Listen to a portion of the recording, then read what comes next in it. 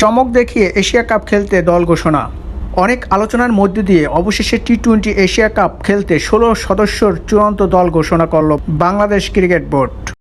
16 সদস্যের দলে জায়গা পেয়েছেন 3 বছর দলের বাইরে থাকা, অনেক ঘরোয়া টুর্নামেন্টে ভালো খেলা, বর্তমানে বাংলাদেশ এ দলের অধিনায়ক এবং উইকেট কিপার নুরুল হাসান সোহান।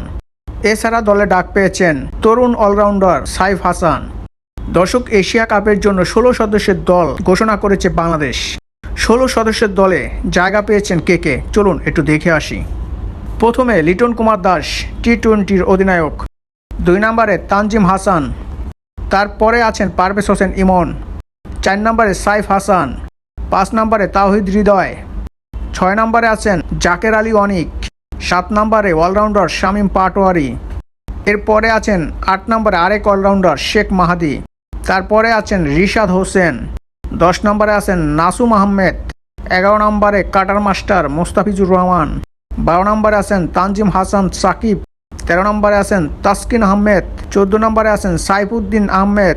15 নম্বরে শরীফুল ইসলাম এবং 16 নম্বরে আছেন 3 বছর পরে জাতীয় দলের সুযোগ পাওয়া উইকেট রক্ষক ব্যাটার নুরুল হাসান সোহান।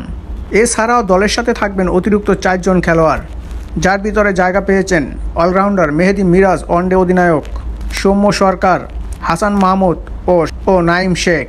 দর্শক, বর্তমান বিসিবি সভাপতির অধীনে টি-20 এশিয়া কাপের জন্য 16 সদস্য টোটাল 20 সদস্যের দল চূড়ান্ত করেছে বাংলাদেশ।